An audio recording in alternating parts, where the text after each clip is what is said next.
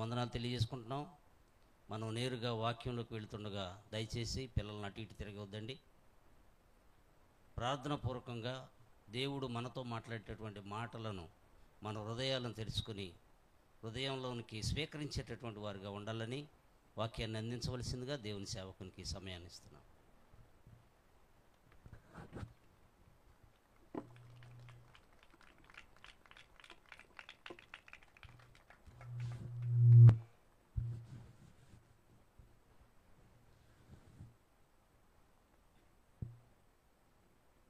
రెండు చేతులు పైకెత్తి దేవునికి స్తోత్రం చెప్దాం. హల్లెలూయా. రెండు చేతులు పైకెత్తి దేవుణ్ణి గణపరుద్దామా. హల్లెలూయా, హల్లెలూయా. దేవుని ఘనమైన అతి పరిశుద్ధమైన శ్రేష్టమైన నామమునకు వందనములు. ఆయన నామం మహింపగాక. రెండవదిగా, దేవుడు నాకు ఇచ్చిన ఈ సమయాన్ని బట్టి నన్ను ఆహ్వానించి ఈ సమయాన్ని అనుగ్రహించినటువంటి దేవుని సేవకులు బిషప్ స్పర్జన్ రాజు గారికి, వారి కుటుంబానికి రెండు చేతులెత్తి వందనాలు చెల్లిస్తున్నాను. చేరి వచ్చిన మీ అందరికీ ప్రభు అయిన యేసుక్రీస్తు అతి పరిశుద్ధమైన శ్రేష్టమైన నామం పేరిట ఇక్కడ మీ అందరికీ పేరు పేరున చిన్నవారు మొదలుకొని పెద్దవారి వరకు దైవజనులకు, దైవ సేవకులకు, వర్తమానం అందించడానికి వచ్చిన దైవజనులకు, సంఘ విశ్వాసులకు ఈ దినం ఈ 3 దినాలు పాటలు పాడి దేవుని నామాన్ని మహింపరుస్తూ మిమ్మల్ని అందరినీ ఆరాధనలో నడిపిస్తున్న సిస్టర్ సోఫియా గారికి, సంగీతాన్ని అందిస్తున్నటువంటి యవనస్తులకును, పిఏ సిస్టర్ని ఆపరేట్ చేస్తున్న, లైవ్ టెలికాస్ట్ చేస్తున్న ప్రతి ఒక్కరికి, దేవుని పనిలో మీ వంతు మీ సహకారాన్ని అందిస్తున్న ప్రతి ఒక్కరికి ప్రభు అయిన యేసుక్రీస్తు నామములో శుభాలు, వందనములు తెలియపరుస్తున్నాను.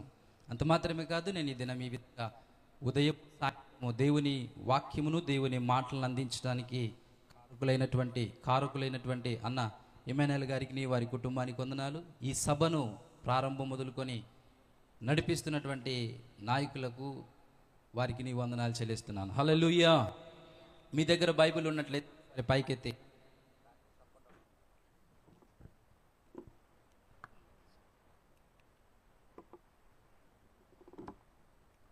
మీ దగ్గర బైబిల్ ఉన్నట్లయితే ఒకసారి పైకెత్తి నేను చెప్పిన మాటలు చెప్పండి. అందరూ బైబిల్ తీసుకొచ్చారా? బైబిల్ తెచ్చిన అందరూ కూడా పైకెత్తి, బైబిల్ ఉన్నవారు మీ చేతిలో ఉన్న పరిశుద్ధ గ్రంథాన్ని పైకెత్తి, యేసయ్యా, యేసయ్యా, ఈ రాత్రి నాతో సూటిగా మాట్లాడండి. అందరు చెప్దాం, యేసయ్యా, ఈ రాత్రి నాతో సూటిగా మాట్లాడండి. హల్లెలూయా. దేవుని వాక్యాన్ని మనం విందాం, దేవుని వాక్య ప్రకారంగా మనం జీవిద్దాం. మనందరం కూడా అంత్య దినాల్లో ఉన్నాం. ప్రకటన గ్రంథములో యేసు ప్రభు పరలోకం నుండి సిద్ధంగా బయలుదేరడానికి ఆయన రెడీగా ఉన్నాడు. చివరి అధ్యాయం. Let us turn our Bible to the book of Revelations chapter 22 verses 7. ప్రకటన గ్రంథం 22వ అధ్యాయము 7వ వచనాన్ని చదువుకుందాం. ఇదిగో నేను త్వరగా వచ్చుచున్నాను. Behold, I am coming soon. యేసు ప్రభు ఆయన రావటానికి సిద్ధముగా ఉన్నాడు. ఎలా ఉన్నాడు?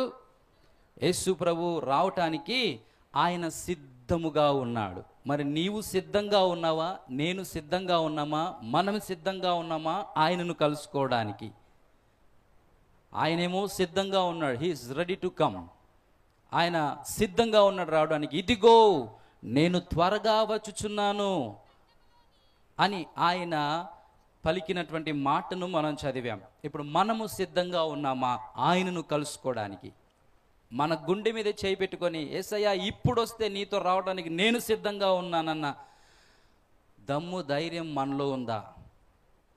ఇప్పుడు యేసు ప్రభు వస్తే ఎంతమంది ఆయనతో వెళ్ళగలిగిన భక్తి మనలో ఉంది? ఎవరి దగ్గర అంత భక్తి, బలం, ధైర్యం, దమ్ము, దళం ఉంది? చెప్పగలరా, నేను వెళ్తాను యేసయ్యతో ఇప్పుడు యేసయ్య వస్తే అని? ఎంతమంది చెప్పగలరు? హల్లెలూయా. చాలా చేతులు పైకి లేగట్లేదు, అంటే డౌట్ ఉంది. ఎవరెవరు పరలోకానికి రావాలనుకుంటున్నారు? రెండు చేతులు పైకెత్తి దేవునికి స్తోత్రం చెప్దామా? పరలోకానికి రావాలనుకున్నవారు ఎవరెవరికి పరలోకానికి రావాలని ఆసక్తి ఉంది? రావాలని ఎవరికైనా లేకపోతే చేయొద్దు, ఉంటే మాత్రమే చేయొద్దండి. ఎవరికైనా పరలోకానికి రావాలి అని ఆశ ఉన్నవారు రెండు చేతులు పైకెత్తి బిగ్గరగా దేవునికి స్తోత్రం చెప్పండి. హల్లెలూయా. రావాలన్న వాళ్ళు మాత్రమే. యేసు ప్రభు ఆ పరలోకము నుండి దిగి రావడానికి, రెండవసారి రావడానికి, శిలువ మీద చనిపోవడానికి కాదు సుమా. రెండోసారి వచ్చేది శిలువలో చనిపోవడానికి కోసం, నా పాపాల కోసం మేకులు కొట్టించుకోవడానికి, సర్వలోక మానవాళి పాప విమోచన కోసం రావట్లేదు. గమనించాలి. లోకమా, సంఘమా, ప్రజలారా, మనందరం కూడా గమనించవలసింది, యేసు ప్రభు రెండోసారి రాబోతున్నాడు శిలువ మీద మరలా మరణించడానికి కాదు. కాబట్టి రెండోసారి రాబోతున్న యేసయ్య సిద్ధంగా ఉన్నాడు. నీవు నేను మనం సిద్ధంగా ఉన్నామా లేదా? పరిశుద్ధ గ్రంథ లేఖనములో నుండి మనం మన జీవితాలను సిద్ధపరచుకోవాలి. కాబట్టి పరలోక రాజ్యానికి ఎవరెవరు వెళ్ళాలని ఆశిస్తున్నారో బిగ్గరగా దేవునికి స్తోత్రం చెప్పండి. హల్లెలూయా, హల్లెలూయా, హల్లెలూయా. ఇంకా కొంతమంది చేతులు ఎత్తట్లేదు అంటే పరలోకానికి రావడం ఇష్టం లేదా? చెప్పండి, బిగ్గరగా స్తోత్రం చెప్పండి. హల్లెలూయా. రెండు చేతులు పరలోకం వైపు చేతులెత్తి దేవునికి బిగ్గరగా స్తోత్రం హల్లెలూయా అని చెప్పినంత మాత్రాన పరలోక రాజ్యానికి వెళ్ళలేము. It is not easy to enter in to heaven. పరలోక రాజ్యానికి చేరడం అంటే అంత ఈజీ కాదు.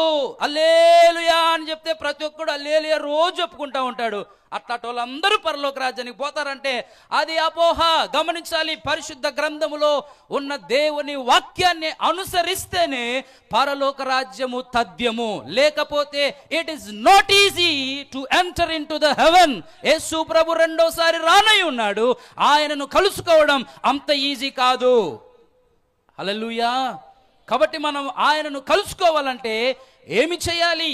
ప్రస్తుతానికి మన అందరం కూడా అంత్య దినాల్లో ఉన్నాం. అంత్య దినాల్లోనే కాదు, చివరి గడియల్లో ఉన్నాం. అంత్య దినాల్లో ఉన్నాం కరెక్టే, కానీ గడియలు కూడా అయిపోయాయి. చివరి గడియల్లో ఉన్నాం. కాబట్టి చివరి గడియల్లో ఉన్న మనం ప్రకృతిని చూస్తే ప్రకృతి విజృంభిస్తూ ఉంది. ఎక్కడికక్కడ నాశనాలు జరుగుతున్నాయి, ఎక్కడికెక్కడ భూకంపాలు కలుగుతున్నాయి, ఎక్కడికక్కడ వరదలు వస్తున్నాయి, ఎక్కడికక్కడ మనుషుల మీదకి మనుషులు లేస్తున్నారు, రాజ్యాల మీదకి రాజ్యాలు లేస్తున్నాయి. ఒకడంటే ఒకడికి పడని రోజుల్లో అంత్య దినాల్లో మనం ఉన్నాం. గమనించాలి, ఆయన రాకడ దగ్గరలో ఉన్నది. కాబట్టి ఈ అంత్య దినాల్లో ఉన్న మనం పరలోక రాజ్యంలోనికి యేసు ప్రభువును ఎదుర్కొనేంత భక్తి మనలో ఉంటేనే పరలోక రాజ్యానికి వెళ్ళగలము. కాబట్టి పరలోక రాజ్యానికి నేను వెళ్తా అన్న హల్లెలూయా చెప్తే రెండు చేతులు పైకెత్తి అంత హల్లెలూయా చెప్పిన వాళ్ళు అంతా పరలోక రాజ్యానికి వెళ్తారా? వెళ్ళరా? కాబట్టి మనం హల్లెలూయా చెప్పాలి, చెప్పొద్దని కాదు. హల్లెలూయా అనగా రక్షణ, మహిమ, ఘనత, ప్రభావములు మన దేవునికే చెల్లును అని అర్థం. బైబిల్ గ్రంథంలో ఉన్న మాట హల్లెలూయా అన్న మాట. కాబట్టి హల్లెలూయా చెప్పినంత మాత్రాన బైబిల్ గ్రంథంలో ఉంది కదా నేను పరలోక రాజ్యానికి వెళ్తానంటే అది సత్యం కాదు. హల్లెలూయా చెప్పాలి, అంత మాత్రమే కాదు, ఈ వాక్య ప్రకారంగా జీవించాలి. హల్లెలూయా. కాబట్టి మనందరము దేవుని వాక్యాన్ని విందాం, నేర్చుకుందాం, సరిచేసుకుందాం, సిద్ధపడదాం, పరలోక రాజ్యానికి చేరుకుందాం. ఈ పండుగల ముఖ్య ఉద్దేశం రక్షణ సువార్తను ప్రకటించుట. రక్షణ అనగా ఏంటి అనగా రక్షణ రెండు దశలు. రక్షణ రెండు దశలు. మనందరం మొదటి దశను దాటుకొని వచ్చాం. సంఘముగా ఉన్న మనం మొదటి దశను దాటుకొని వచ్చాం. సంఘం వెలుపల ఉన్నటువంటి వారు ఇంకా మొదటి దశలోనికి కూడా రాలేదు. మొదటి దశ ఏంటి అంటే అపోస్తుల కార్యములు 16వ అధ్యాయం 31వ వచనం. Let us turn our Bible to the book of Acts chapter 16 verses 30. 16వ అధ్యాయం 30వ వచనాన్ని చదువుకుందాం.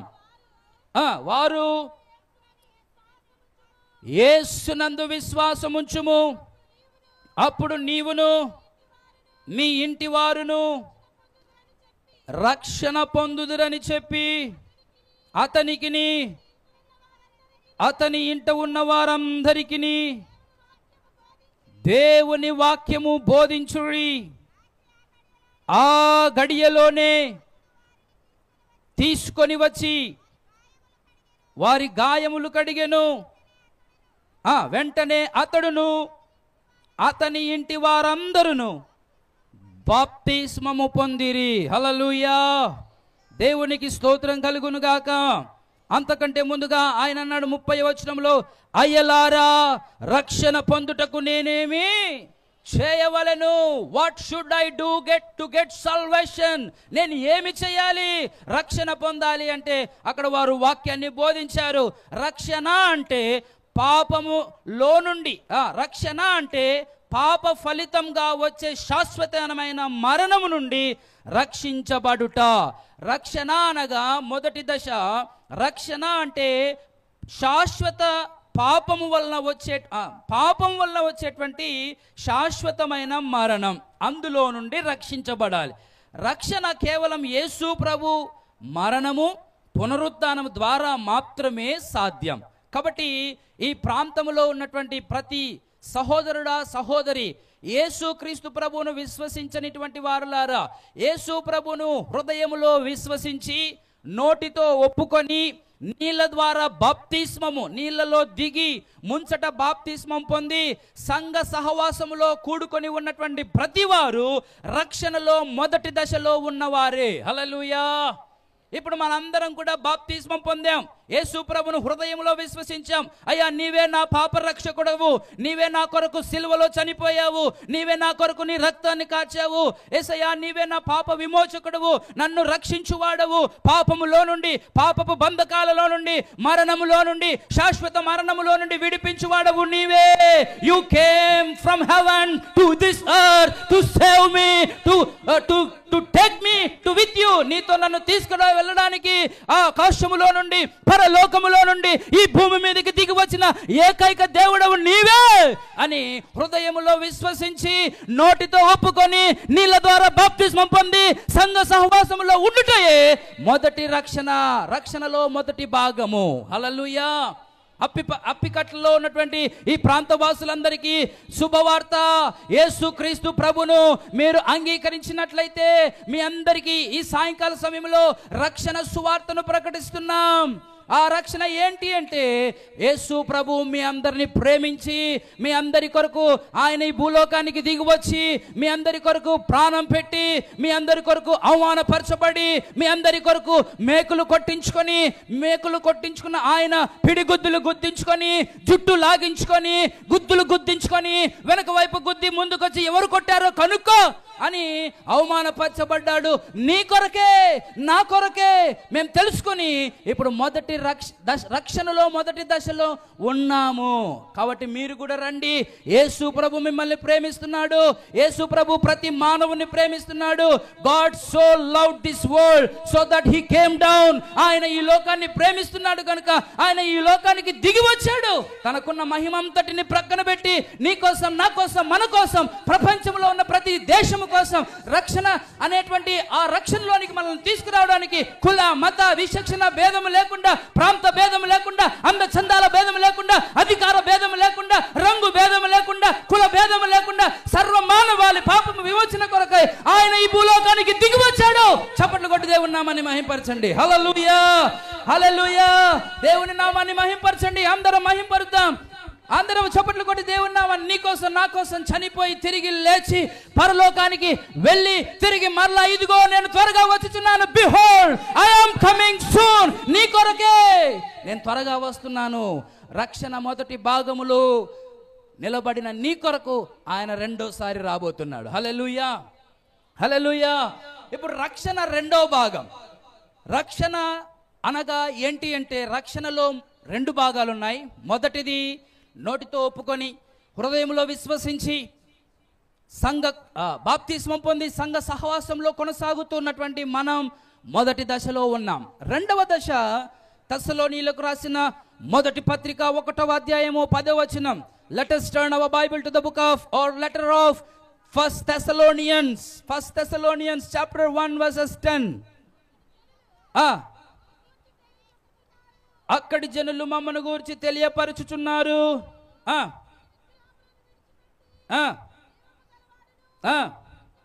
అందులో చివరి 3వ లైన్ నుంచి చూద్దాం. యేసు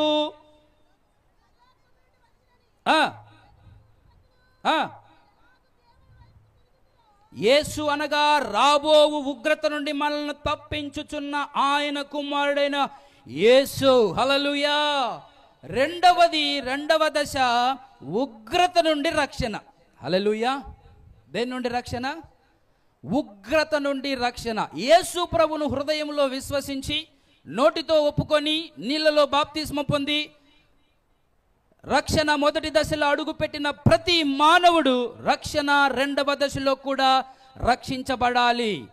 రక్షించబడ్డానికి అనుదినము దేవుని వాక్యము చేత తన జీవితాన్ని సరి చేసుకుంటూ దేవుని లేఖనాలను గైకొని జీవించడం ద్వారా రాబోయే రెండవ దశలో రక్షణను పొందుటయే ఈ పరిశుద్ధ గ్రంథం యొక్క ఉద్దేశము. హల్లెలూయా, హల్లెలూయా.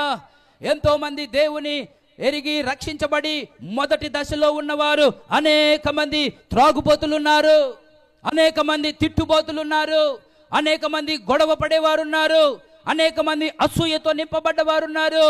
కాబట్టి మొదటి దశలోనికి వచ్చిన తరువాత, మొదటి దశలోనికి రాకముందు ఉన్నటువంటి గుణగణాలన్నీ ఆ నీటిలోనే విడిచిపెట్టాలి. ఓ క్రైస్తవుడా, రక్షణ అనే మొదటి భాగములోనికి వచ్చిన నీవు నీటిలో నీకున్న ప్రతి క్వాలిఫికేషన్ ఏదైతే నిన్ను రెండో మరణానికి అప్పచెప్తుందో వాటన్నిటిని అక్కడ వదిలిపెట్టకపోతే, బాప్తిస్మము పొందిన, సంఘ సహవాసంలో ఉన్న, కానుకలు ఇచ్చిన, నోటితో ఒప్పుకొని నీవే నిజమైన దేవుడవని ఒప్పుకొని ఏమి చేసినా నీలో మార్పు లేదు. కేవలము మొదటి దశలోనికి నీవు వచ్చావు, కానీ రెండవ దశలో కూడా రక్షించబడడానికి కావలసినటువంటి వాక్యము నీలో లేదు కనుక రెండవ దశలో తప్పించుకోలేవు. మొదటి దశలో ఇక్కడ దొంగ నాటకాలు ఆడి తప్పించుకోవచ్చు. త్రాగేవాడు చర్చిలో చాలా చక్కగా భక్తిపరుడు, అబ్బా ఈలాంటి భక్తిపరుడు లేడురా దేశంలో అన్నట్టుగా భక్తిగా ఉండొచ్చు, అబ్బా ఈమె లాంటి భక్తిపరురాలు లేదురా అన్నట్టుగా పాస్టర్ గారికి కనపడచ్చు. కానీ బయట వేసే వేషాలు దేవుడు చూస్తూ ఉంటాడు.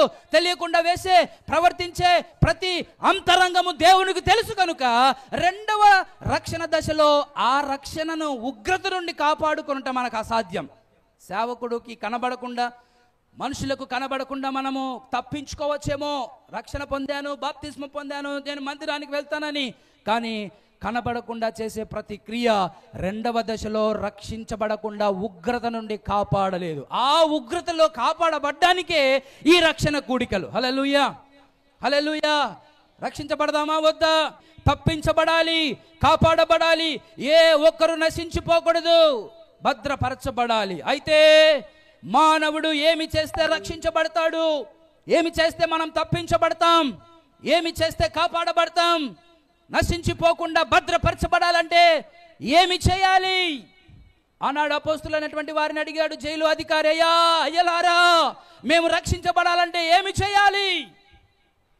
అది మొదటి రక్షణ దశ. ఆ తర్వాత బాప్తిస్మం పొంది సంఘ సహవాసంలో ఉంటున్న తర్వాత రెండవ దశలో అపోస్తులైన పౌలు గారు తెస్సలోనికలో రాస్తున్నటువంటి ఆ మాట, దేవుని ఉగ్రత నుండి రక్షించబడాలి. హల్లెలూయా. ఉగ్రత రాబోతుంది. దేవుని ఉగ్రత ఎలా ఉంటుందంటే ఊహించలేవు. ఏ టెక్నాలజీ నిన్ను కాపాడలేదు, ఏ టెక్నాలజీ నిన్ను భద్రపరచలేదు. ఒకవేళ మనం చూస్తూ ఉన్నాం, గత వారాల్లో భూకంపం వచ్చింది. భూకంపము వచ్చినప్పుడు ఏ టెక్నాలజీ కాపాడిందండి? భూమి చీల్తుండగా, భూమి కంపిస్తుండగా, బిల్డింగ్లు కూలిపోతుండగా ఎవడు కాపాడాడు? ఎవడు ఆపగలిగాడు? ఏ బిల్డింగ్ పడిపోకుండా ఊగి అవన్నీ పడిపోతుంటే ఎవరు కాపాడగలిగారు? ఏ టెక్నాలజీ కానీ మానవులను కాపాడలేదు. మంచి మంచి ఖరీదైన కారులో ఎయిర్ బెలూన్స్ ఉంటాయి. యాక్సిడెంట్ అయినప్పుడు ఖచ్చితంగా అవి ఓపెన్ అయి మనుషుల ప్రాణాలు కాపాడుతాయి అని ఎయిర్ బెలూన్స్ ఉంటాయి. కానీ ఎన్ని కార్లు యాక్సిడెంట్ అవ్వట్లేదు, ఎంతమంది ప్రాణాలు పోవట్లేదు. ఏ ఎయిర్ బ్యాగ్ కాపాడుతుంది? కరోనా వచ్చినప్పుడు మాస్క్ పెట్టుకొని తిరగండి, మాస్క్ పెట్టుకొని తిరిగిన వాళ్ళు చనిపోలేదా? ఏ మాస్క్ కాపాడింది? అట్లాగని అవి కాపాడవని కాదు, అవి కూడా కొంత మానవుడు ఏర్పాటు చేసుకున్న, మానవునికి దేవుడు జ్ఞానం ఇచ్చి మాస్క్ తయారు చేశారు. పాటించాలి. ప్రభుత్వం మనకేమిచ్చింది? ప్రతి ఒక్కరూ మాస్క్ పెట్టుకోవాలి. We should obey our government. మన ప్రభుత్వానికి మనం ఏం చేయాలి? వారు చెప్పే రూల్స్ మనం ఫాలో అవ్వాలి. ఒక్కొక్కడు క్రైస్తవుడు డ్రైవింగ్ లైసెన్స్ లేకుండా బండి మీద పోతూ ఉంటాడు. ఇవన్నీ గవర్నమెంట్కు లోబడవలసినటువంటి విధానాలు ఇవన్నీ మనకి. కాబట్టి అవే ప్రాముఖ్యంగా కాపాడతాయని కాదు, అవి మనకు కొంత ప్రొటెక్షన్. హెల్మెట్ కాపాడుతుందా? హెల్మెట్ పెట్టుకుంటే నువ్వు ఏదైనా ప్రమాదం జరిగితే కొంత కాపాడుతుంది. కానీ హెల్మెట్ పెట్టుకున్నా చనిపోయిన వాళ్ళు లేరా? ఎయిర్ బ్యాగు ఉందని ఖరీదైన కారులో వెళ్తున్నటువంటి వారు ఎయిర్ బ్యాగ్ ఓపెన్ అయినా కూడా ప్రమాదంలో చనిపోయిన వారు లేరా? ఏ టెక్నాలజీ మానవుణ్ణి దేవుని ఉగ్రత నుండి కాపాడలేదు. హల్లెలూయా.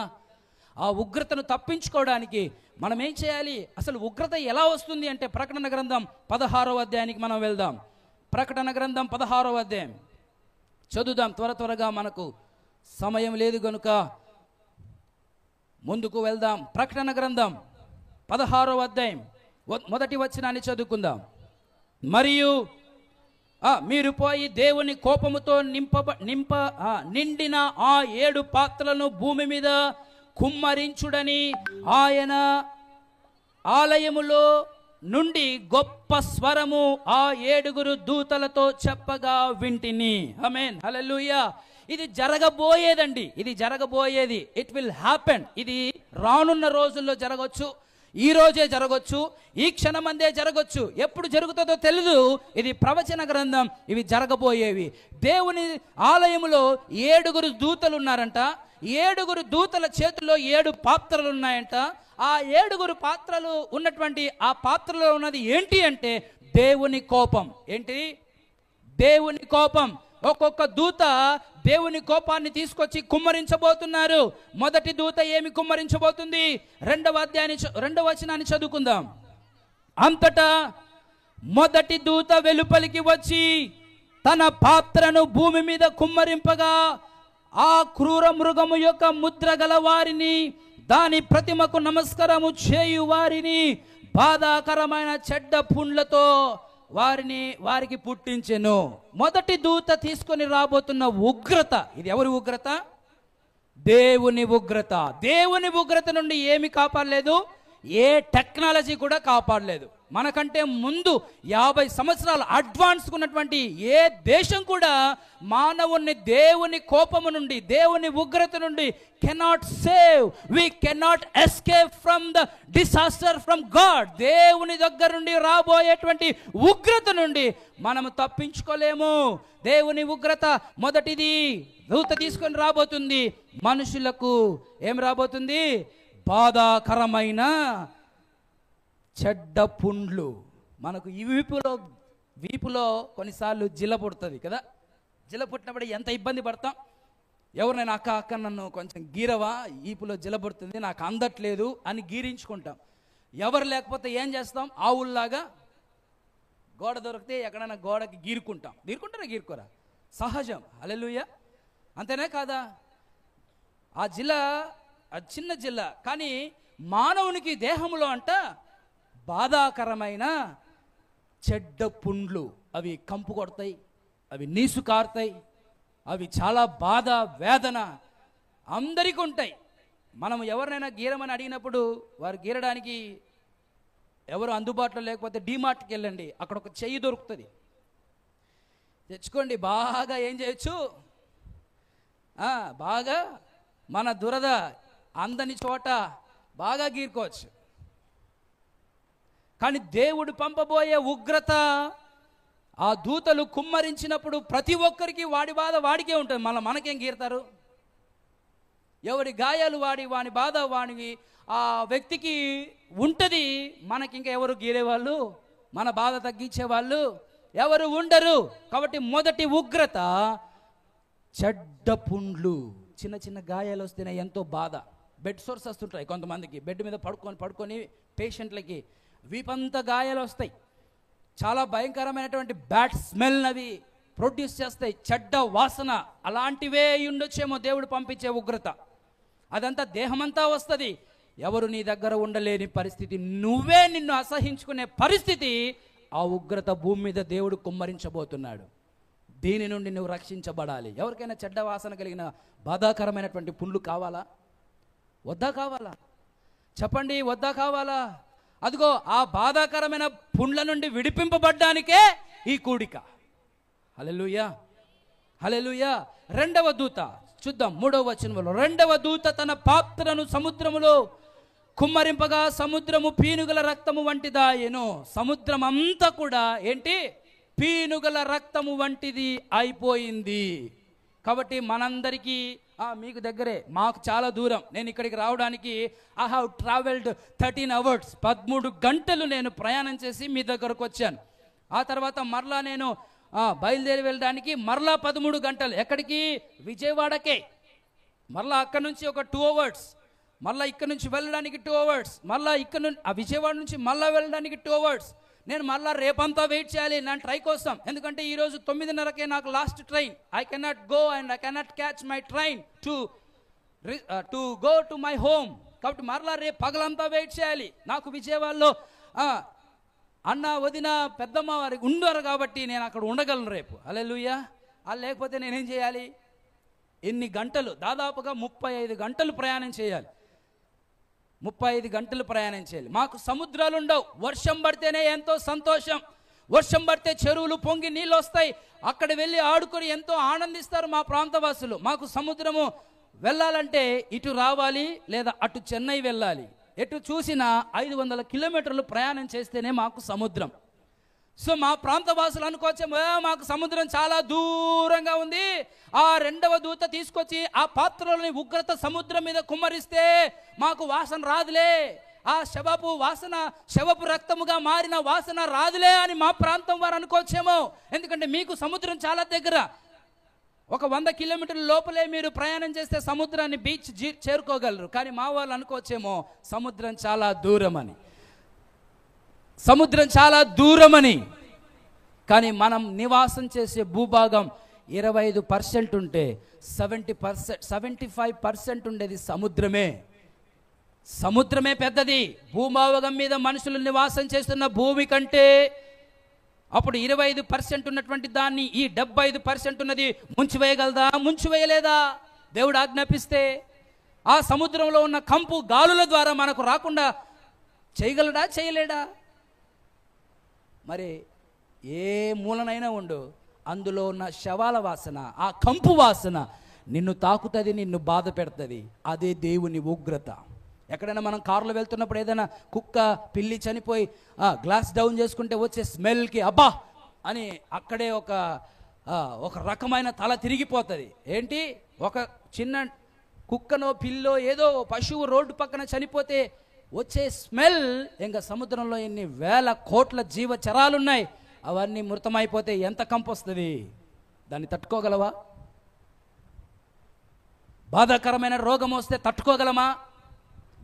చిన్న నడాల నొప్పులు, అబ్బా ఏమ్మా ప్రార్థన రాలంటే నడాలను వస్తుండే అంటారు మా వాళ్ళు. అక్కడ తలకాయ నొస్తే ప్రార్థన రారు, కాళ్ళు నొస్తే ప్రార్థనకు రారు, ప్రార్థన మానేస్తారు. ఇంకా రాబోతున్న రోజుల్లో నువ్వు ఇట్లాగే ప్రార్థన మానేస్తూ ఉండు. చేతులు వస్తున్నాయి, కాళ్ళు వస్తున్నాయి, జ్వరం వచ్చింది, తలనొప్పి వస్తుందని. రాబోయే రోజుల్లో బాధాకరమైన చెడ్డ పుండ్లు పుట్టబోతున్నాయి. అవి ఇంకెంత బాధ ఉంటాయి. కాబట్టి ఇప్పుడు తలనొచ్చినా మందిరానికి రా, దేవుడు స్వస్థపరుస్తాడు. ఆ ఉగ్రతను తప్పించుకుందువు. కానీ జ్వరం వచ్చినా రా, మందిరంలో వచ్చి ఆ చివరిలో పడుకో. కూర్చోలేకపోతున్నావా? నడుములు వస్తున్నాయా? బ్యాక్ పెయిన్ ఉందా? రండి, చైర్లో కూర్చొని దేవుని వాక్యాన్ని వినండి, దేవుణ్ణి ఆరాధించండి. రాబోయే 2వ దశలో 2వ రక్షణను పొందండి. హల్లెలూయా, హల్లెలూయా. 2 చేతులు పైకెత్తి స్తోత్రం చెప్పండి. హల్లెలూయా. తలనొప్పి, జ్వరము, అన్ని నొప్పులు ఇప్పుడే ఈ క్షణమందే వెళ్ళిపోవును గాక. హల్లెలూయా. కాబట్టి 2వ ఉగ్రత సముద్రములో చెడ్డ వాసన. 3వ దూత నదులలో కుమ్మరిస్తే నదులన్నీ అంతే. మనం తాగే నీళ్ళంతా నదుల నుండి వచ్చేదే. ఇంకా తాగడానికి ఏమి లేవు, నీళ్లు లేవు. ఇంకా అక్కడ మనకేముండవు, నీళ్లు ఉండవు. నీళ్లు లేకపోతే మనిషి బ్రతకలేడు. అన్నం తినకుండా 2 రోజులు 3 రోజులు, దాదాపుగా 1 నెల 40 రోజుల దాకా మనిషి బ్రతకగలడు. నీళ్లు లేకపోతే మానవుడు ఎండి చచ్చిపోతాడు. నీళ్లు త్రాగకపోతే. నీళ్లు చాలా ప్రాముఖ్యం. అన్నం తినకుండా అయినా ఉండగలం, అన్నం లేకుండా అయినా బ్రతకగలడు మానవుడు, కొన్ని రోజులు సర్వైవ్ అవ్వగలడు. కానీ నీరు లేకపోతే, if there is no water, he can not survive. మనిషి చనిపోతాడు. ఇంకా నదులంతా కూడా రక్తం అయిపోతే తాగడానికి నీరెక్కడిది? ఇది మూడవ ఉగ్రత. సిద్ధంగా ఉన్నారు వాళ్ళంతా కుమ్మరించడానికి. నాలుగవ దూత మనుషులను అగ్నితో కాల్చుటకు సూర్యునికి అధికారము ఇవ్వబడింది. ఈ 40 డిగ్రీలు 50 డిగ్రీలకే అబ్బబ్బబ్బా అని ఏసీల్లో కూర్చుంటున్నారు. ఇంకా రాబోతున్న రోజుల్లో సూర్యునికి అధికారం ఇవ్వబడిందంట. God has given authority to sun. సూర్యునికి అధికారం ఇచ్చాడు. ఏమని? మనుషులను అగ్నితో కాల్చని. 40-50 డిగ్రీలకే మనుషులు విలవిలలాడిపోతున్నారు. ముసలివారు, పెద్ద వయసు కలిగిన వారు ప్రాణాలు విడిచిపెడుతున్నారు. పిల్లలు ఈ లోకంలో చాలా ఎండకు వారికి అనేకమైనటువంటి ఇష్యూస్ వస్తున్నాయి, హెల్త్ ఇష్యూస్. కానీ రాబోతున్న ఉగ్రత, ఎండ, అగ్ని, సూర్యునికి అధికారం ఇవ్వబోతున్నాడు. తప్పించుకుందామా వద్దా? చెప్పండి, తప్పించుకుంటామన్న వారు 2 చేతులు పైకెత్తి స్తోత్రం చెప్పండి. హల్లెలూయా. తప్పించుకోమన్నవారు స్తోత్రం చెప్పండి. ఇక్కడే ఉంటాం, ఆ వేడిలో కాలిపోతాం, ఆ బాధల్లో ఉంటామన్నవారు ఎవరైనా ఉంటే పొరపాటున బై మిస్టేక్ చెప్పండి హల్లెలూయా. ఎవరు లేరా? Very good. దేవుడు మిమ్మల్ని అందరినీ 2వ రక్షణలో, ఆ దశలో కూడా రక్షించును గాక. 5వ దూత తన పాత్రను క్రూర మృగము యొక్క కుమ్మరింపగా ఆ రాజ్యము చీకటి కమ్మెను. మనుషులు తమ నాలుకలు కరుచుకొంచుంటారంట. వాళ్ళకు కలుగుతున్న బాధ, వేదనకి 2 మనకు పైన కింద పనులు ఉంటాయి కదా, ఆ నాలుక ఆ పండ్ల మధ్యలో పెట్టి ఎవరి నాలుకను వారు కరుచుకుంటున్నారంట, కొరుక్కుంటున్నారంట. అంత బాధన, అంత వేదన. కొన్నిసార్లు మీరు మీ పిల్లల్ని చూసి ఏ అని పళ్ళు కొరుకుతారా? భార్యను చూసి కొన్నిసార్లు రా అని పళ్ళు కొరుకుతారా? ఎవరు కొరికేవాళ్ళు? భర్తను చూసి కొరికేవాళ్ళు.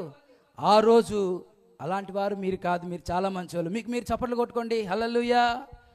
మంచి భార్యలు, మంచి భర్తలుగా మీరు కుటుంబాలతో కొనసాగుతున్నారు, మంచి పిల్లలుగా మీరు కొనసాగుతున్నారు. చప్పట్లు కొట్టుకోండి. మీకు మీరు ఎవరు కొట్టుకోండి? మంచివారు కాదా? మీరు మంచోళ్ళు కాదా? కొట్టుకోండి, చప్పట్లు కొట్టుకోండి. మీకు మీరే అప్రిషియేట్ చేసుకోండి, మీకు మీరే చప్పట్లు కొట్టుకోండి, కొట్టండి.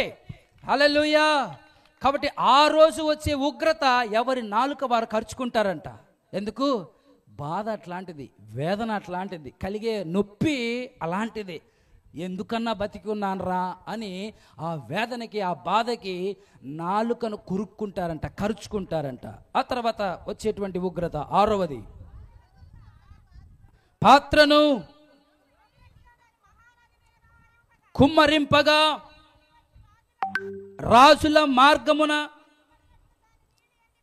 ఎండిపోయెను. మరియు ఆ ఘట సర్పము నోట నుండి, క్రూర మృగము నోట నుండి, అబద్ధ ప్రవక్త నోట నుండి కల్పన వంటి 3 కప్పల వంటి 3 అపవిత్ర ఆత్మలు బయలు వెలగా చూచితిమి. అవి సూచనలు చేయునట్టి దయ్యముల ఆత్మలే. అవి సర్వాధికారి అయిన దేవుని మహాదినమున జరుగు యుద్ధమునకు లోకమంతటా ఉన్న రాజులను పోగు చేయవలనని వారి యొద్దకు బయలు వెళ్ళెను. రాబోతున్నది ఏంటంటే యుద్ధాలు చేయటానికి మనస్సును ప్రేరేపించే దురాత్మలు రాబోతున్నాయి. కొట్లాడు, తిట్టు, కొట్టు, ఏయ్ అని లోకంలో మాట్లాడుకుంటున్నట్లుగా లోకమంతటి మీదికి రాజ్యములు ఒక్కొక్కటి కొట్టుకోవడానికి, యుద్ధం చేసుకోవడానికి, నువ్వెంత అంటే నేనెంత అంటే నా బలం చూపిస్తానని రాజ్యాలన్నీ కూడా యుద్ధము చేసుకునే ఆత్మ, స్పిరిట్ ఆఫ్ చెప్పండి, యుద్ధము చేసే ఆత్మ అందరికీ కూడా ఆ దురాత్మలు ప్రేరేపిస్తాయంట. ఇంకెవరు చూసినా యుద్ధాలే, ఎక్కడ చూసినా యుద్ధాలే. కుటుంబాల్లో కాదు, రాజ్యాలు యుద్ధం చేసుకోబోతున్నాయి. ఆ ఉగ్రత రాబోతుంది, దాని నుండి తప్పించుకోవాలి. 7వది 17వ వచనం. డైరెక్ట్గా 18వ వచనం చదువుదాం. మెరుపులను ధ్వనులను ఉరుములను పుట్టెను, పెద్ద భూకంపమును కలిగెను. మనుషులు భూమి మీద పుట్టినది మొదలుకొని అట్టి మహాభూకంపము కలగలేదు, అది అంత గొప్పది. హల్లెలూయా. ఇప్పుడు వరకు మనం చూస్తున్న భూకంపాలన్నీ, ఎర్త్ క్వేక్స్ అన్ని కూడా ఇట్ ఈస్ వెరీ స్మాల్. అవన్నీ చిన్న చిన్నవే. వేల మంది చనిపోయి ఉండొచ్చు, కోట్ల ఆస్తి నష్టం జరిగి ఉండొచ్చు, కానీ అవన్నీ చిన్న చిన్నవే. రాబోతున్న ఉగ్రత మహాభూకంపం. ఎవరు ఇంతవరకు అలాంటి భూకంపాన్ని మానవులు ఎవరు చూడలేదు. ఏ భూకంపం అయితే రాబోతుందో ఆ భూకంపమును ఎవరు చూడలేదు. ఇప్పుడు ఏదైనా భూకంపం వస్తే ఇంత సెంటీమీటర్లతో వచ్చింది, ఇంత భాగం లోతుకు చీలింది, ఇంత అని ఇన్వెస్టిగేషన్ చేస్తారు కదా. ఎవరైనా ఆ మహాభూకంపం వచ్చినప్పుడు ఇన్వెస్టిగేషన్ ఆఫీసర్స్గా ఉండాలని కోరుకుంటున్నారా? డీటెయిల్స్ అన్ని ప్రపంచానికి తెలియపరచడానికి ఇన్వెస్టిగేషన్ ఆఫీసర్స్ ఇంకా ఉంటారు. ఆ భూకంపం మహాభూకంపం. ఆ భూకంపం అనే ఆ ఉగ్రత నుండి నీవు నేను తప్పించబడాలి. అందుకోసమే ఈ కూడికలు, ఈ రక్షణ కూడికలు. హల్లెలూయా, హల్లెలూయా. నీవు తప్పించబడాలనే ఈ మాటలు దేవుడు నీతో సూటిగా మాట్లాడుతున్నాడు. He is speaking to you directly. ఆయన నీతో సూటిగా మాట్లాడుతున్నాడు. ఈ ఉగ్రతల నుండి తప్పించబడాలి. ఆ 7వ దాంట్లో 2వది చదువుదాం. ప్రసిద్ధమైన 20వ వచనం. ప్రతి దీపమును పారిపోవును, పర్వతములు కనబడకుండా పోయెను. అది 5 ఏసి మనుగుల బరువు గల పెద్ద పెద్ద వడగండ్లు ఆకాశము నుండి మనుషుల మీద పడును. రాబోతున్న దినాలు పెద్ద పెద్ద 5 కేజీల బరువు ఉన్న వడగండ్లు రాబోతున్నాయి. మా ఊర్లో వడగండ్ల వర్షం పడింది అని వీడియో తీసి సోషల్ మీడియాలో, సోషల్ ప్లాట్ఫామ్స్లో పోస్ట్ చేసే అంత అవకాశం ఉండదమ్మా. ఓ ప్రియ క్రైస్తవుడా, ప్రియ క్రైస్తవురాలా, ఓ దేవుని జీవము కలిగిన సంఘమా, వీడియో తీసి పోస్ట్ చేసే అంత అవకాశం ఉండదు. 5 కేజీలు కలిగిన, 5 మనుగులు కలిగిన ఆ పెద్ద పెద్ద వడగండ్లు వచ్చి మీద పడుతుంటే చచ్చిపోవడమే. ఎవడి ప్రాణం వాడు కాపాడుకోవడానికి ఉరుకులు పరుగులే. 5 కేజీలు తల మీద పడితే ఉంటుందా?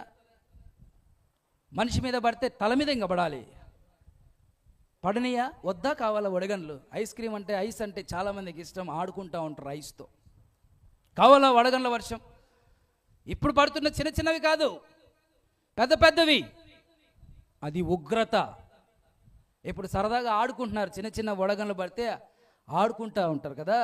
రాబోతున్న దినాల్లో పెద్ద పెద్దవి పడబోతున్నాయి. ఈ 7 ఉగ్రతల నుండి తప్పించుకోవడానికే దేవుడు నిన్ను ఇక్కడ కూర్చోబెట్టాడు. దేవుడు నిన్ను ఇక్కడికి తీసుకొచ్చాడు. దేవుడు నిన్ను ఎక్కడెక్కడ నుండో ఎన్నెన్నో ఆలోచనలు నీలో ఉన్నా, నీ మదిలో ఉన్న ఆలోచన కాదు. He brought you and he make you to listen and ఆయన వాక్యాన్ని గణపరిచి ఆయన వాక్య ప్రకారంగా జీవించడానికి మనల్ని తీసుకొని వచ్చాడు. కాబట్టి ఈ 7 ఉగ్రతలు తప్పించుకుందామా వద్దా? హల్లెలూయా. చాలా తక్కువ మందికి వీటిని చూడాలని ఆశ ఉందనుకుంటా. ఎవరు నోరు తెరిచి చెప్పట్లేదు. అంటే మీకు అర్థమవుతుందో లేదో నాకు అర్థం కావట్లేదు. ఎందుకంటే నా భాష మీ భాషకి కొంత వేరేగా ఉంది. ఉందా లేదా? కొంచెం ఉంటుంది, కానీ అర్థమవుతుందా లేదా? అర్థం అవ్వట్లేదన్న వాళ్ళు స్తోత్రం చెప్పండి. అయితే అందరికి అర్థమవుతుంది. అయితే మాట్లాడండి. తప్పించుకుందామా వద్దా? తప్పించుకుందామా వద్దా? తప్పించుకుందామా వద్దా? ఎస్. తప్పించుకోవాలంటే ఏం చేయాలి? ఏం చేయాలి తప్పించుకోవాలంటే? Let us go and read the book of Daniel. దానియేలు గ్రంథము చివరి అధ్యాయము 1వ వచనం. చివరి అధ్యాయము 1వ వచనం. ఆ కాలమందు నీ జనుల పక్షమున నిలుచుండునట్టి మహా అధిపతియగు మిఖాయేలు వచ్చును. అప్పుడు నీ జనులు రాజ్యముగా కూడిన కాలము మొదలుకొని ఈ కాలం వరకు ఎన్నటికీ కలుగునంత ఆపద కలుగును. ఆపద కలుగుతుందంట. ఇంతవరకు ఎప్పుడూ కలగనంత గొప్ప ఆపద రాబోతుంది. ఆ ఆపదే ఇప్పుడు మనం చదువుకున్న దేవుని ఉగ్రతలు. ఆ గొప్ప ఆపదలు రాబోతున్నాయని దానియేలు భక్తుడు చెప్తున్నాడు. అయితే చదవండి. అయితే నీ జనులలో గ్రంథమునందు దాఖలైన వారెవరో వారు తప్పించబడతారు. హల్లెలూయా, హల్లెలూయా. గ్రంథమునందు ఎవరి పేర్లు దాఖలై ఉంటారో రాబోయే ఉగ్రత నుండి వారు తప్పించుకుంటారు. ప్రభుత్వం నుండి మీ అందరికీ చాలా మందికి పింఛన్ వస్తుంది, వస్తుందా రాదా? రేషన్ వస్తుంది, వస్తుందా రాదా? అందులో పేరు లేకపోయినా తీసుకుపోక ఉన్నిలే అని ఇస్తారా? పింఛన్లో నీ పేరు లిస్టులో లేకపోయినా పర్లేదు లెక్క, వచ్చే సంవత్సరం నీకు 60 సంవత్సరాలు వస్తాయి కదా, ఇప్పటి నుంచే తీసుకో అని ఇస్తారా? ఏ ఈ లోకంలో నశించిపోయే, లేకపోతే ఒక పూట తింటే తరిగిపోయే రేషన్ పొందుకోవాలంటే నీ పేరు ప్రభుత్వం దృష్టిలో ఉంటేనే ప్రభుత్వం ఇస్తే, నీ పేరు పెన్షన్ లిస్టులో ఉంటేనే నీకు పెన్షన్ ఇవ్వడానికి ప్రభుత్వం ఒప్పుకుంటే, ఇక పరలోకంలో చేరడానికి, ఆ ఉగ్రత నుండి తప్పించుకోవడానికి నీ పేరు లేకపోతే తప్పించబడతావా? తప్పించబడతావా? ఈ రాత్రి దేవుడు నిన్ను అడుగుతున్నాడు, నీ పేరు గ్రంథంలో ఉందా? ఎప్పుడైనా ఆలోచించావా? అయ్యో నా పేరు రేషన్ కార్డులో లేదే, 100 సార్లు తిరుగుతావు ఆఫీస్ కాడికి. వాళ్ళు పొద్దున రామంటే మళ్ళీ పొద్దున పోతావు, మళ్ళీ రాత్రి రామంటే సాయంత్రం రామంటే మళ్ళీ ముందే అరగంట ముందే పోయి నించొని, సార్ మా పేరు లేదు సార్, మా పిల్లోడి పేరు లేదు సార్, మా పిల్లోడి పేరు తప్పు ఉంది సార్, దాన్ని సరి చేసుకోవడానికి ఆధార్ కార్డులో పేరు లేకపోతే ఎన్ని రకాలుగా ఇబ్బందులు పడి పేరు రాసుకోవడానికి ప్రయాసపడతారే. ఎప్పుడైనా నా పేరు గ్రంథములో, జీవ గ్రంథములో, దేవుని గ్రంథములో ఉందా లేదా ఎప్పుడైనా ఆలోచించావా? ఓ క్రైస్తవురాలా, ఓ క్రైస్తవుడా, ఎప్పుడైనా ఆలోచించావా? ఓ సేవకుడా, ఆలోచించావా నీ పేరు గ్రంథములో ఉందని? ప్రభుత్వమే నీకు నీ పేరు, నా పేరు, మన పేర్లు లేకపోతే, నీ పేరు లేదు, నీ పేరు లేకపోతే ఇల్లు ఇస్తుందా ప్రభుత్వం? అమ్మా నీ పేరు లేదంటారు, దానికి ఎంత ప్రయాసపడి రాపించుకుంటాం పేరు. అప్పుడు కానీ ప్రభుత్వం నుండి వచ్చే ఆశీర్వాదాలా, దీవెనలా, లేకపోతే గిఫ్ట్లా, లేకపోతే ఆ లబ్ధిదారునికి, ఆ స్కీమ్స్కి మనం ఎలిజిబుల్ అవుతాం. లేకపోతే మళ్ళీ పరలోక రాజ్యంలోకి చేరాలి. 7 ఉగ్రతలు రాబోతున్నాయి, మహా ఉగ్రత. దాన్ని తప్పించుకోవాలంటే నీ పేరు ఉందా లేదా? పేరు రాయాలంటే అంత ఈజీనా? ఏం చేస్తే పేరు రాయబడుతుంది? ఒకటి చూద్దాం. మన పేరు రాయబడాలంటే ఏం చేయాలి? మన పేరు రాయబడాలంటే ప్రకటన గ్రంథం చివరి అధ్యాయం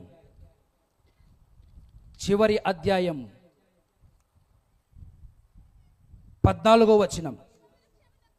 జీవ వృక్షమునకు హక్కు గలవారై గుమ్మముల గుండా ఆ పట్టణములోనికి ప్రవేశించినట్లు తమ వస్త్రములను ఉదుక్కొను వారు ధన్యులు. మన వస్త్రాలు ఉదుక్కోవాలి. ఉదుక్కొని ఏం చేయాలి? తెలుపు చేసుకోవాలి. ఉదుక్కున్నారా వస్త్రాలు? ఈ వస్త్రాలు కాదక్క అన్నా, ఈ వస్త్రాలు కాదు. ఈ వస్త్రాలకు రకరకాల సర్ఫులు, డిటర్జెంట్లు, రకరకాల కంఫర్ట్లు లోకంలో మనకు దొరుకుతాయి సువాసన రావడానికి. అవి కాదు. నీ రక్షణ వస్త్రము యేసు ప్రభు రక్తములో, గొర్రె పిల్ల రక్తములో ఉదుక్కొని తెలుపు చేసుకున్నావా? నీవు తెలుపు చేసుకొని ఉంటేనే ఆ గ్రంథములో నీ పేరు రాయబడుతుంది. ఆ గ్రంథములో నీ పేరు ఉంటేనే ఉగ్రత నుండి తప్పించబడతావు. ఉత్తూర్కనే పిలిచి ఇచ్చినారంట. ఏంటివి? రైల్వే ఉద్యోగాలు. అరే నేను 10th క్లాస్ కాలేదు, 5వ క్లాస్ ఫెయిల్ అయినాను, సరిగ్గా స్కూల్ నువ్వు రారా అని ఆ రోజుల్లో పెద్దలు, తాతలు చెప్తా ఉంటారు. మాకు పిలిచి ఉద్యోగం ఇచ్చినారు. పిలిచి పరలోకానికి యేసు ప్రభు పిలుచుకోడక్క. పిలిచి నిన్నేం బలవంతంగా పరలోకానికి ఆయన పిలుచుకోడన్నా. నీ పేరు ఉంటేనే పిలుచుకుంటాడు. నీ పేరు ఉండాలంటే, ఉగ్రత తప్పించుకోవాలంటే నీ రక్షణ అనే వస్త్రాలు ఉదుక్కున్నావా? మురికిగా పాపపు జీవితంలో ఉన్నావా? పాపపు జీవితంలో ఉంటే నీ వస్త్రాలు ఉతుక్కోకపోతే నీకెట్టి పరిస్థితుల్లో కూడా ఏమీ లేదు, నీ పేరు జీవ గ్రంథములో రాయబడదు. కాబట్టి రాయబడ్డానికి ప్రయాసపడాలి. ఏం చేయాలి? ఉదుక్కోవాలి. ఉదుక్కున్న వాళ్ళు ఏం చేయాలి? ఉదుక్కున్న వాళ్ళు ఏం చేయాలి? రెండవది, ఉతుక్కున్నారా? ఉదుక్కున్న మనం ఏం చేయాలి? చదువుదాం. ప్రకటన గ్రంథం 16వ అధ్యాయం 16వ వచనం. 16వ అధ్యాయం 16వ వచనం ముగిస్తాను. ఇదిగో ఇక్కడ రాయబడిన మాట నేను డైరెక్ట్గా చదువుతాను. జనులు తమ దిశమలను చూతురేమో అని మెలకువగా ఉండి తన వస్త్రాలను కాపాడుకొని వాడు ధన్యుడు. మొదట ఉదుక్కోవాలి. ఉదుక్కున్న ఆ వస్త్రాలను ఏం చేయాలి? కాపాడుకోవాలి. మీరు తల్లులు ఉన్నారు ఇక్కడ, మీరు ఉతికిన బట్టల్ని ఎక్కడంటే అక్కడ పడేస్తారా? తీగల మీద నుంచి తీసుకొచ్చిన వాటిని అవి డ్రై అవ్వడానికి మీరు ఎక్కడైతే స్ప్రెడ్ చేశారో అక్కడ నుండి తీసుకొచ్చి మంచం కింద పడేస్తారా? మంచం మీద పెడతారా? జాగ్రత్తగా మీ పిల్లలకు మీరు తీసుకురమ్మని చెప్తే వారు ఎక్కడన్నా పడేస్తే అరుస్తారా? లేదా కష్టపడి ఉతికిన బట్టలని అరుస్తారా? చెప్తారా? అలాగే ఈ వస్త్రాలను ఏ విధంగా ఉతికిన వాటిని జాగ్రత్తగా తీసుకొచ్చి వాటిని ఐరన్ ఇచ్చి వాటిని బీరువాలో కబోర్డ్స్లో ఒక చోట అలమారలో జాగ్రత్తగా పెట్టుకుంటామో, రక్షణ అనే వస్త్రాలు గొర్రె పిల్ల రక్తములో ఉదుక్కున్న మనం, ప్రకటన గ్రంథంలో రాయబడ్డ 7వ అధ్యాయం 14వ వచనంలో మీరు పరలోకములో నుండి మహాశ్రమల నుండి వచ్చిన వారు గొర్రె పిల్ల రక్తములో తమ వస్త్రములను ఉదుక్కొని తెలుపు చేసుకున్నవారు అని రాయబడింది. కాబట్టి ఉతుక్కున్న మనం మన వస్త్రాలను కాపాడుకోవాలి. ప్రకటన గ్రంథం 3వ అధ్యాయం 4వ వచనంలో అయితే తమ వస్త్రములను అపవిత్ర పరుచుకొనని కొందరు సార్దీసులో నీ యొద్ద ఉన్నారు, వారు అర్హులు గనుక తెల్లని వస్త్రములు ధరించుకొని నాతో కూడా సింహాసనం మీద కూర్చుంటారని రాయబడింది. హల్లెలూయా. ఉతుక్కున్న వాటిని నువ్వు కాపాడుకుంటున్నావా? నేను బాప్తిసం పొందాను, నేను సీనియర్ విశ్వాసిని, నేను పిఎం సామ్యుల్ గారి కాలం నాటి విశ్వాసిని, నేను పిఎల్ పరంజ్యోతి గారి విశ్వాసిని, ఆనాటి ఉన్నటువంటి సీనియర్ దైవ సేవకులు ఉన్నటువంటి విశ్వాసిని, మా తాతలు దేవుని సేవకులు, మా తాతల కాలం నుండి నేను క్రైస్తవుడను అని చెబితే కుదరదు. నీ వస్త్రాలు నీవు కాపాడుకున్నావా లేదా అని దేవుడు అడుగుతాడు. రికమెండేషన్ ఏమి లేదు, సీనియారిటీ కాదు, సిన్సియారిటీ దేవుడు కోరుకుంటాడు. హల్లెలూయా, హల్లెలూయా. ఉదుక్కున్న వాటిని కాపాడుకుంటున్నావా లేదా? ఎక్కడ పడితే అక్కడ ఏది పడితే అది చేసేసి అపవిత్రపరుచుకుంటున్నావేమో. జాగ్రత్త. దేవుడి సాయంకాలం ఈ రాత్రి నీతో మాట్లాడుతున్నాడు. 3వ పని మనం ఏం చేయాలి? ప్రకటన గ్రంథం 3వ అధ్యాయం 1వ అధ్యాయం 3వ వచనం, రెవల్యూషన్ చాప్టర్ 1 వర్సెస్ 3. సమయము సమీపించుచున్నది గనుక ఈ ప్రవచన వాక్యములు చదువువాడు వాటిని విని అందులో వ్రాయబడిన సంగతులు గైకొను వారు ధన్యులు. అమ్మా, వాక్యం చదివినావా సిస్టర్ ఈరోజు అంటే? అయ్యా టైం లేదు, బిజీ పని. అక్క అన్న టైమే లేదా వాక్యం చదవడానికి? ఈరోజు ఎంతమంది వాక్యం చదివి వచ్చారు ఇక్కడికి? చాలా తక్కువ చేతులు లెగుస్తాయి. ఎంతమంది పరలోకానికి వెళ్ళాలంటే అన్నీ లెగుస్తాయి, అన్ని చేతులు పైకెత్తి నేను పరలోకం పోవాలి, నేను పరలోకం. బైబిల్ చదవది అక్క, బైబిల్ చదవడి అన్న. బైబిల్ మొహం చూసి చాలా రోజు అయింటుంది కూడా. కొన్నిసార్లు ఆదివారం చూస్తే మళ్ళీ శనివారం వరకు బైబిల్ గ్రంథం కనబడదు, చదవరు. మళ్ళీ పరలోక రాజ్యం ఎట్లా పోతావు? అంత ఈజీ నా పరలోక రాజ్యం అంటే? ఆనాడు కొత్తగా రైల్వే ప్రారంభించినటువంటి రోజుల్లో పిలిచి ఉద్యోగాలు ఇచ్చినటువంటి రైల్వే సంస్థ కాదు పరలోక రాజ్యం. పరలోక రాజ్యానికి వెళ్ళాలంటే ఆషామాషి కాదు, ఆటపాటలు కాదు, చాలా కష్టముతో కూడుకున్న పని. బట్టలు ఉతుక్కోవాలి, రక్షణ వస్త్రాలు ఉతుక్కోవాలి, కాపాడుకోవాలి. కాపాడుకున్న వాటిని ఎలా కాపాడుకోవాలో మనకి పరిశుద్ధ గ్రంథం చదివితేనే మనకు తెలుస్తుంది. చదవలేని వారు వినండి, దేవుని మందిరానికి వచ్చి దేవుని మందిరంలో దేవుని మాటలు వినండి. అందుకే సామెతల గ్రంథం 8వ అధ్యాయం 34లో భక్తుడు అంటాడు కదా, అనుదినము నా గడప యొద్ద కనిపెట్టుకొని నా ద్వార బంధకముల యొద్ద కాచుకొని నా ఉపదేశం వినువారు ధన్యులు. ఉపదేశం వింటున్నావా? మార్కులు వేయడానికి కాదు ఉపదేశం. ఈ పాస్టర్ గారు బాగా చెప్పారు, ఈరోజు వాక్యం బాగుంది, అలాంటి మాటలు మాట్లాడి మార్కులు వేయడానికి కాదు దేవుని వాక్యం నీతో మాట్లాడేది. It is not for score. దేవుని వాక్యం మీతో మాట్లాడేది మీ బ్రతుకులు, మన బ్రతుకులు, నీ మనందరి జీవితాలు మార్చుకొని పేర్లు గ్రంథంలో రాయబడడానికి దేవుని వాక్యం మనతో మాట్లాడుతుంది. అందుకే దేవుని మందిరానికి గడప యొద్దకు రావాలి. అనుదినము రోజు దేవుని మందిరానికి వచ్చి దేవుని వాక్యం చదవండి, దేవుని సేవకుల చేత దేవుని వాక్యాన్ని వినండి. అదిగో ఇక్కడే మందిరం ఉంది, బార్న్ ఫర్ క్రైస్ట్ అనేటువంటి దేవుని సంఘం ఇక్కడ ఉన్నది. దేవుని సేవకులు బిషప్ స్పర్జన్ గారు ఉన్నారు, వారు చెప్పే మాటలు వినండి. మీ పేర్లు పరలోకంలో ఉన్న గ్రంథంలో రాయబడినట్లుగా ప్రయాసపడండి. హల్లెలూయా, హల్లెలూయా. ఆ తర్వాత మనం ఏం చేయాలి? చాలామంది బైబిల్ ఫోన్లో చదువుతూ ఉంటారు. కొంతమంది మొబైల్ ఫోన్ తీసుకొచ్చి మందిరంలో వాట్సాప్ చాట్ చేసే వాళ్ళు ఉంటారు, ఫేస్బుక్ చూసే వాళ్ళు ఉంటారు, ఇన్స్టాగ్రామ్లో చాట్ చేసేవారు ఉంటారు. క్రికెట్ మ్యాచ్లు జరుగుతుంటే క్రికెట్ మ్యాచ్లు దేవుని మందిరంలో దేవుని ఉపదేశిస్తూ ఉంటే చాలామంది క్రైస్తవులుగా పిలువబడుతున్నటువంటి వారు మొబైల్ ఫోన్తో దేవుని మందిరంలో ఆటలాడుతూ ఉంటారు. మొబైల్ ఫోన్ తీసుకురావద్దు అవసరమైతే మందిరానికి. ఒక అధికారి దగ్గర నిలబడి మాట్లాడుతున్నప్పుడు ఫోన్ వస్తే దాన్ని సైలెంట్ చేసి నొక్కి పడేసి ఫోన్ మాట్లాడరు. కానీ దేవుని మందిరంలో అయితే నేరుగా బయటికి వెళ్ళిపోయి మాట్లాడేస్తారు. ఇంకా కొంతమంది అయితే ఆడిని కూర్చొని అని మాట్లాడుతూ ఉంటారు. ఎంత నిర్లక్ష్యం, ఎంత ఇంకేమనాలి? దేవుని మందిరం, to whom we worship, our God is the God of living God, he is not dead God. మనం ఆరాధించే దేవుడు మృతమైన వాడు కాదు. He is the God of God, Lords of Lord, King of Kings. ఆయన ప్రభులకు ప్రభువు, రాజులకు రాజు, తిరిగి రెండవసారి రానైనటువంటి న్యాయాధిపతి. Our God is the God of justice. Our God is the God of just. ఆయన న్యాయాధిపతి. ఆయన సన్నిధిలో నువ్వెంత జాగ్రత్తగా ఉండాలి. Are we respecting God in his presence? ఆయన సన్నిధిలో జాగ్రత్తగా ఉంటేనే సుమా ప్రతిదీ కూడా పిన్ టు పిన్ దేవుడు చూస్తాడు. ఒక దేశం నుండి మరొక దేశానికి వెళ్ళాలంటేనే ఎన్నిసార్లు స్కాన్ చేస్తారు, ఎన్ని స్కాన్స్ చేస్తారు. నీ దేహం అంతా, నీ బ్యాగ్ అంతా, నీ షూస్లో సాక్స్లో ఏముందో కూడా కనిపెట్టి ఏ చిన్న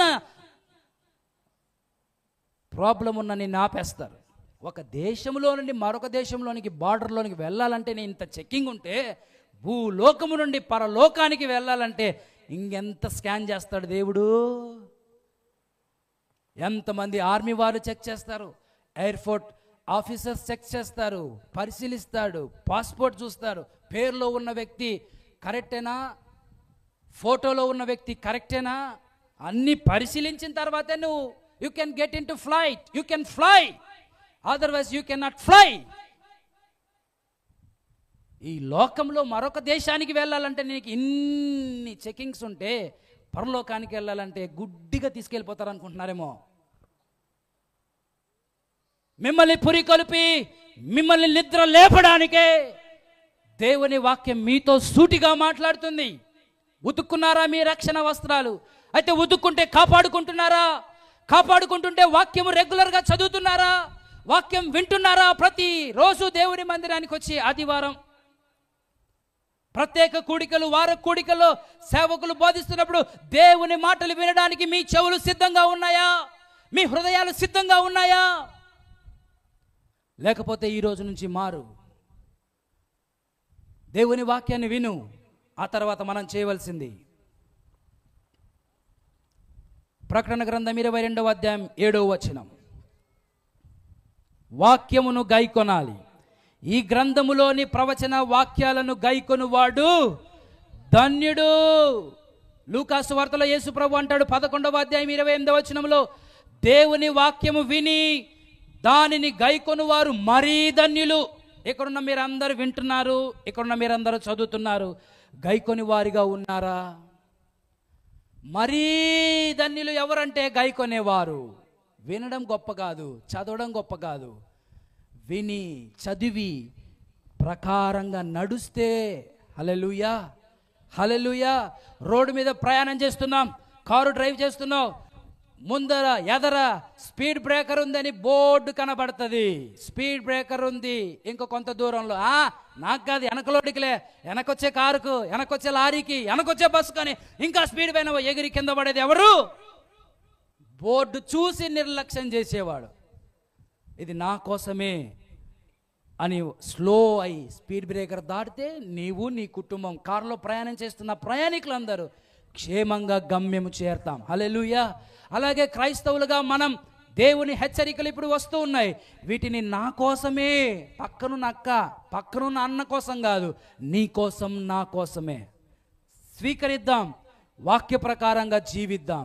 దేవుని రాజ్యంలోనికి మనం ప్రవేశిద్దాం. ప్రకటన గ్రంథం 14వ అధ్యాయం 13వ వచనం, అంతటా ఇప్పుడు ప్రభువునందు మృతి పొందు మృతులు ధన్యులు అని వ్రాయమని పరలోకం నుండి ఒక స్వరము చెప్పగా వింటిని. మనము మన పేర్లు పరలోకములో దేవుని గ్రంథంలో రాయబడాలంటే నంబర్ 1 మనం ఏం చేయాలి చెప్పాలి మీరే. నంబర్ 1 మనం ఏం చేయాలి? వస్త్రాలు ఉతుక్కోవాలి. లేదంటే నేనే అడుగుతాను, లేదా అందరు చెప్పండి. ఏం చేయాలి? వస్త్రాలు ఉతుక్కోవాలి. వస్త్రాలు ఉతుక్కున్న మనం ఏం చేయాలి? వస్త్రాలను కాపాడుకోవాలి. కాపాడుకుంటున్న మనం ఏం చేయాలి? వాక్యం చదవాలి. చదువుతున్న మనం వాక్యం వినాలి. వింటున్న మనం వాక్య ప్రకారంగా నడవాలి. అప్పుడు ఈ లోకంలో మన ప్రాణాన్ని విడిచిపెట్టాలి. అంతవరకు మనము ప్రయాసపడాలి. లేదా దేవుని రాకడైనా రావాలి, మన ప్రాణమైన ఈ లోకంలో దేవుడు మనకు ఎంతవరకు ఆయుష్నిస్తాడో అంతవరకు జీవించి ప్రభువునందు మనము నిద్రించాలి. ఆమేన్, హల్లెలూయా. ఈ వాక్యము ఎక్కడ ఎక్కువ చూస్తాం మనము? ప్రభువునందు మృతి పొందిన మృతులు ధన్యులు. సమాధుల మీద చూస్తూ ఉంటాం కదా. వాడు త్రాగుబోతూ ఉంటాడు, చచ్చినప్పుడేమో ప్రభువునందు నిద్రించాడని రాదు. ఈ దేవుని పరిశుద్ధ లేఖనాలు సమాధుల మీద రాసుకోవడానికి కాదు, సమాధుల మీద రాసుకోవడానికి కాదు. వాడి జీవితమేమో ఉదుక్కోడు, కాపాడుకోడు. ఉదుక్కున్నా కాపాడుకున్నా వాక్యం చదవడు, వాక్యం వినడు, వాక్యం సేవకులు బోధించే నాకు కాదులే అని పెడచెవి పెడతాడు. వాడు కూడా రాసుకుని ఉంటాడు పరలోకానికి పిలుపు. ఎవర్రా నిన్ను పిలిచింది? చెడు బ్రతుకులు, పాపపు బ్రతుకులు, వస్త్రాలు ఉదుక్కోకుండా, కాపాడుకోకుండా, వాక్యం చదవకుండా, ప్రార్థన చేసుకోకుండా, సంఘానికి వచ్చి సేవకులు దేవుని మాటలు వినకుండా, వాక్య ప్రకారంగా నడవకుండా, ఇదిగో ప్రభునందు మృతి పొందినాడు వీడు ధన్యుడు అని సమాధి మీద రాసుకుంటే డైరెక్ట్గా పరలోక రాజ్యానికి ఆయన తీసుకువెళ్తాడు అనుకుంటున్నావేమో క్రైస్తవుడా, క్రైస్తవురాలా. ఒకవేళ పేదరాలై పేదవాడై డబ్బులు లేని పరిస్థితుల్లో కేవలము మట్టితోటే మూసిపెట్టి సమాధి చేసి ఏ వాక్యం రాయకపోయినా ఈ 4 పనులు ఉతుక్కొని, కాపాడుకొని, వాక్యం విని, వాక్యం చదివి, వాక్య ప్రకారంగా నడిస్తే సమాధి మీద ఏ వాక్యం రాకపోయినా, రాయకపోయినా, రాయించకపోయినా పరలోక రాజ్యానికి ఆయన తీసుకెళ్తాడు. హల్లెలూయా. ఇవేవి చేయకుండా పెద్ద సమాధి కట్టేసి దాని మీద 4-5 వాక్యాలు చుట్టూ రాసేస్తే పరలోక రాజ్యానికి ఏమి పోరమ్మా. జాగ్రత్తగా వినాలి. ఇవి సత్యం, ఇది దేవుని మాట. సమాధుల మీద రాసుకోవడానికి కాదు ఈ మాటలు, ఎక్కడెక్కడో రాసుకోవడానికి కాదు, నీ హృదయములో రాసుకోవాలి. హృదయం అనే పలక మీద ఈ మాటలు రాసుకొని నీవు జీవించినట్లయితే నీ పేరు గ్రంథములో రాయబడుతుంది. రాయబడాలంటే మనం ప్రయాసపడాల్సిందే. మీ పిల్లలు బాగా పాస్ అవ్వాలని ఉదయం పాస్ అయిన పిల్లవాడిని బట్టి స్వీట్లు పంచారు. పాస్ అవ్వాలంటే అంత ఈజీనా? స్కూల్కి పోకుండా, కాలేజీకి పోకుండా, ఏబిసిడీలు రావు, పొట్ట చీలిస్తే ఒక అక్షరం రాదు వీడికి, మొద్దురా, వీడు పరీక్షలో పాస్ అవుతాడా లేదా? ఎంత భయం, ఎంత కష్టం. పరీక్షలు పాస్ అవ్వాలంటే చదువుకునే వాళ్ళు ఉన్నారు. అంత ఈజీనా? ఐఏఎస్ ఆఫీసర్ అవ్వాలంటే అంత ఈజీనా? ఐపీఎస్ ఆఫీసర్ అవ్వాలంటే అంత ఈజీనా? ఒక ఎంబీబీఎస్ డాక్టర్ కావాలంటే అంత ఈజీనా? ఎంతో ప్రయాస, ఎన్నో రాత్రులు చదివింటారు, ఎన్నో ప్రయాసపడి చదివి ఇబ్బందులను ఎదుర్కొని ఆ స్థాయికి వచ్చింటారు. మనం కూడా యాత్రలో పరలోకం చేరాలంటే అంత సులువేమీ కాదు. కాబట్టి మనం అలా ఉన్నట్లయితే ప్రభువునందు నిద్రించాలి. అప్పుడు ప్రభు మనల్ని లేపుతాడు. ప్రకటన గ్రంథం 20వ అధ్యాయం 6వ వచనం, ఈ మొదటి పునరుత్థానములో పాల్గొను వారు ధన్యులు, పరిశుద్ధులనయ్యుందురు. ఇట్టి వారి మీద రెండవ మరణానికి అధికారము లేదు. వీరు దేవునికి నీ క్రీస్తుకును యాజకులై క్రీస్తుతో కూడా 1000 సంవత్సరాలు రాజ్యము చేస్తారు. నీ పేరుంటుంది ఆయన గ్రంథములో. నిన్ను ఆయన వచ్చినప్పుడు లేపుతాడు, నిన్ను ఆయనతో కూడా పరిపాలించేటట్టుగా చేస్తాడు. You will become a leader in the government of haven. పరలోక రాజ్యంలో నీవు ఒక గవర్నమెంట్ ఆఫీసర్గా దేవునితో తిరుగుతావు. హల్లెలూయా, హల్లెలూయా, హల్లెలూయా. దేవునికి స్తోత్రం కలుగును గాక. ఆ తర్వాత మనందరినీ ఆయన పిలుస్తాడు. ఎక్కడికి పిలుస్తాడంటే ప్రకటన గ్రంథం 19వ అధ్యాయం 9వ వచనం, గొర్రె పిల్ల పెళ్లి విందుకు పిలువబడిన వారు ధన్యులు. గొర్రె పిల్ల పెళ్లి విందుకు పిలువబడాలంటే మనలో ఈ గుణాలు ఉండాలి. ఉగ్రతను తప్పించుకోవాలి, పేర్లు రాయబడాలి. పేరు రాయబడాలంటే ఏం చేయాలి? ఉదుక్కోవాలి, కాపాడుకోవాలి. చెప్దాం, అందరం చెప్దాం. ఉదుక్కోవాలి, ఏం ఉదుక్కోవాలి? రక్షణ అనే వస్త్రాన్ని, హృదయం అనే వస్త్రాన్ని ఉదుక్కోవాలి. 2, కాపాడుకోవాలి. కాపాడుకుంటూ రోజు దేవుని వాక్యాన్ని క్రమంగా చదవండి. దేవుని వాక్యాన్ని నిర్లక్ష్యం చేయొద్దు. ఎవరు మాట్లాడినా మాట్లాడకపోయినా దేవుడు నీతో మాట్లాడతాడు. దేవుని వాక్యం చదవండి. దేవుని వాక్యాన్ని సంఘానికి వచ్చి బుధవారం, శనివారం ఇలాగన వార కూడికలు మీకు ఎప్పుడున్నాయో వాటిని వెళ్ళి వినండి. టైం లేదులే అనుకోవద్దు. అక్కడ చెప్పే దేవుని మాటలు వినండి. అక్కడ చెప్పే దేవుని మాటలు విని ఆ ప్రకారంగా నడవండి. అప్పుడు మనందరం ఈ లోకాన్ని విడిచిపెట్టినా, ప్రభువునందు నిద్రించినా పర్లేదు. అప్పుడు మనం ప్రభువునందు నిద్రిస్తే రెండోసారి ఆయన వచ్చినప్పుడు మనల్ని లేపుతాడు. లేపడమే కాదు, ఆయనతో మనం పరిపాలించే భాగ్యాన్ని ఇస్తాడు. గొర్రె పిల్ల విందుకు మనల్ని ఆహ్వానిస్తాడు. ఈ 3 ఆశీర్వాదాలు మన పేర్లు రాయబడితే అక్కడ ఉగ్రత తప్పించబడతాం. హల్లెలూయా, హల్లెలూయా. ఇంకా అక్కడ ఏముండవంటే ప్రకటన గ్రంథం 22వ అధ్యాయం 3వ వచనం నుండి 5వ వచనం బిగ్గరగా చదువుదాం. నేను పలికిస్తాను, మీరు పలకండి. ఇక మీదట, మీరందరూ పలకాలి. ఇక మీదట శాపగ్రస్తమైనది ఏదియు దానిలో ఉండదు. దేవుని యొక్కయు గొర్రె పిల్ల యొక్కయు సింహాసనము దానిలో ఉండును. ఆయన దాసులు ఆయనను సేవించుచు ఆయన ముఖ దర్శనము చేయుచు ఉందురు.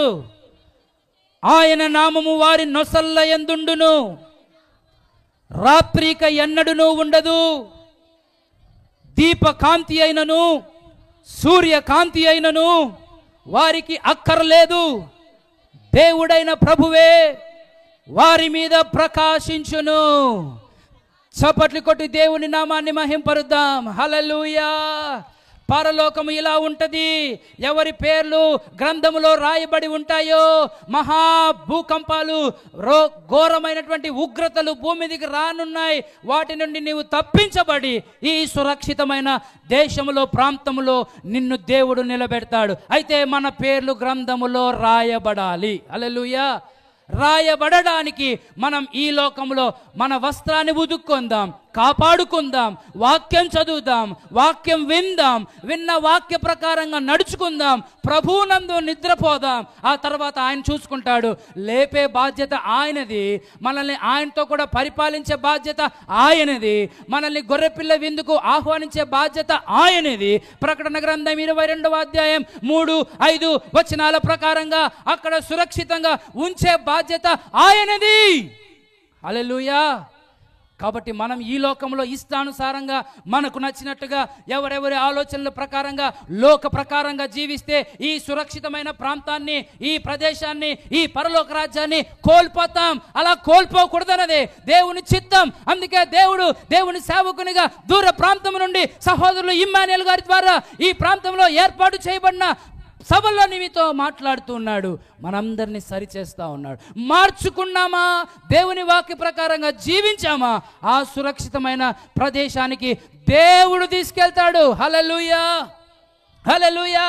చాలా మంది దేవుని సేవకుల్ని మోసం చేశారు. అయ్యో మిమ్మల్ని ఆ పట్టణానికి యెరూషలేముకు తీసుకెళ్తామని డబ్బులు కట్టించుకొని ఇంతవరకు ఫోన్లు ఎత్తని వాళ్ళు ఉన్నారు. అలాంటి సంఘటనలు ఈ లోకంలో మనుషులు మనకు చేయొచ్చు. మనము దేవుని వాక్య ప్రకారంగా జీవిస్తే పరలోకానికి దేవుడు తీసుకెళ్తాడు. ఇంకెవరు తీసుకెళ్లాల్సిన అవసరం లేదు. హల్లెలూయా. దేవుడు మాటిస్తే తప్పడు. ఆయన వాక్య ప్రకారంగా జీవిస్తే మనల్ని నడిపించేవాడు ఆయనే. ఆమేన్. 2 చేతులు పైకెత్తి ఇప్పుడు చెప్పండి, నేను ఉత్తలేలియా కాదు, దేవుని వాక్య ప్రకారంగా జీవించి పరలోక రాజ్యానికి చేరతాను అన్న భావముతో హల్లెలూయా చెప్పండి. హల్లెలూయా. బిగ్గరగా దేవునికి స్వరమెత్తి పరలోకం వైపు, ఆ దేవుని మహాసింహాసనం వైపు చేతులెత్తి పరలోక రాజ్యానికి చేరునటువంటి భక్తి జీవితాన్ని నాకు దయచేయి. దేవుని వాక్యాన్ని ఇంతవరకు విన్నాను, ఆ వాక్య ప్రకారంగా నన్ను నడిపించు ప్రభువా అని let us bow down in front of Jesus. యేసు ముందట సాగిలపడి, ఆయన ముందర మనం సాగిలపడి ఆయన అడుగుదాం. హల్లెలూయా. అయ్యా నాకు భక్తి జీవితాన్ని, వాక్యానుసారమైన జీవితాన్ని దయచేయి అని ప్రతి ఒక్కరు కళ్ళు మూసుకొని దేవుని అడగండి. హల్లెలూయా, హల్లెలూయా. అందరూ ప్రార్థనలో ఉండండి. అందరూ ప్రార్థన చేసుకుందాం.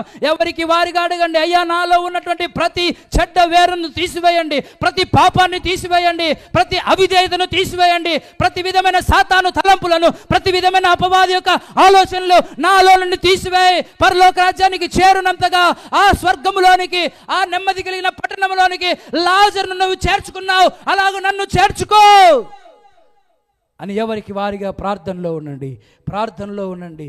ప్రార్థన చేసుకోండి. ఎవరికి వారిగా నోరు తెరిచి దిక్కులు చూడొద్దు, కళ్ళు మూసుకొని ప్రార్థన చేయండి. కళ్ళు మూసుకొని ప్రార్థన చేసుకోండి. ఎవరి జీవితాన్ని వారు కట్టుకోండి. ఇతరుల జీవితాన్ని కట్టడానికి ఇది సమయం కాదు. ఇతరుల గురించి ఆలోచించడానికి ఇది సమయం కాదు. ఈ సమయం నిన్ను నీవు వాక్యము చేత బలపరుచుకునే సమయం. ఈ సమయం నిన్ను నీవు పరీక్షించుకునే సమయం. ఈ సమయం నిన్ను నీవు కాపాడుకునే సమయం.